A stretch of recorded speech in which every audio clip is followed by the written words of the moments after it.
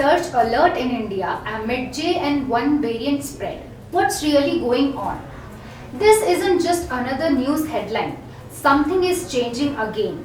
COVID-19 is showing signs of re-emergence in Asia, and now India's numbers are slowly inching upward. What's behind it? Is this another false alarm or something bigger?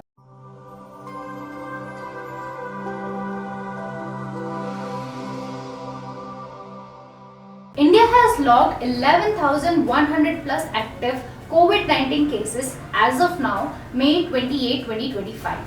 The number may seem small, but it carries weight, especially in context. In just past few days, 164 fresh cases have been reported. The three states showing the most movement: Kerala, Maharashtra and Tamil Nadu.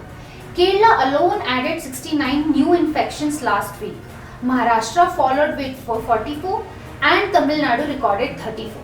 What's more worrying in this situation in Mumbai, where hospitals have reported 2 deaths, patients who also tested positive for COVID. Although officially not categorized as COVID-19 deaths due to underlying conditions, the alarm bells are ringing. This is not the time to relax. Let's be clear, the virus isn't gone.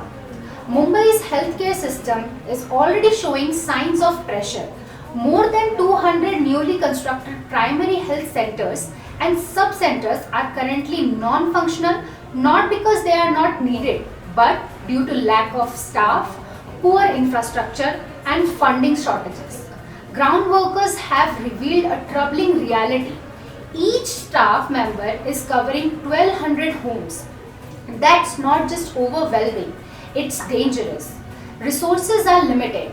Some centers don't even have enough chairs.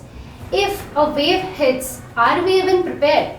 The JN1 variant, a sub-lineage of Omicron family, has been flagged as a variant of interest. First detected in 2023, this strain is believed to carry nearly 30 mutations including LF7 and NB1.8. While there is no confirmation that this variant is more severe, its increasing presence in countries like Hong Kong, Singapore, China, Thailand is no coincidence. In Singapore, cases have jumped from 11,100 to 14,200 in just a week.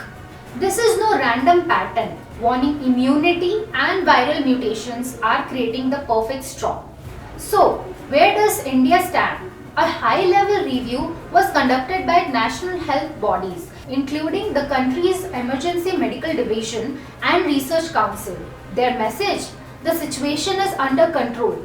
Active surveillance systems are in place. Hospitals have been told to monitor influenza like illness, severe acute respiratory infections. Emergency rooms are on standby. Health authorities are scanning every shift in case of load and patient system. Most of the recent cases in India are said to be mild. Very few need hospitalization. That's reassuring, but it's not a reason to drop our guard. Let's be honest, we have seen how fast things can change. What start as 200 cases can become 20,000 in weeks, if not handled properly. It's not just about infection numbers, it's about preparedness, awareness and public cooperation. And remember, this is happening in the backdrop of global shifts. Countries that were considered to be handling things well, like Singapore and Hong Kong, are now seeing hospital beds filling again. Warning immunity isn't just a statistic. It means more people are vulnerable today than they were a year ago.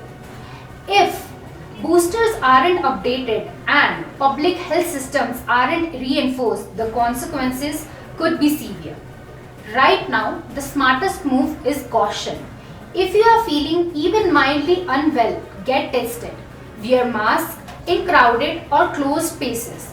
Avoid unnecessary travel if you are vulnerable or unwell. Maintain hygiene, especially in public spaces. Stay updated through official government sources.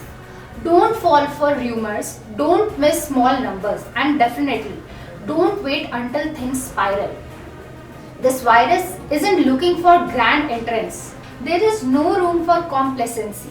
Stay informed, act responsibly, and don't forget like, share and subscribe so more people stay aware of what's happening before it's too late.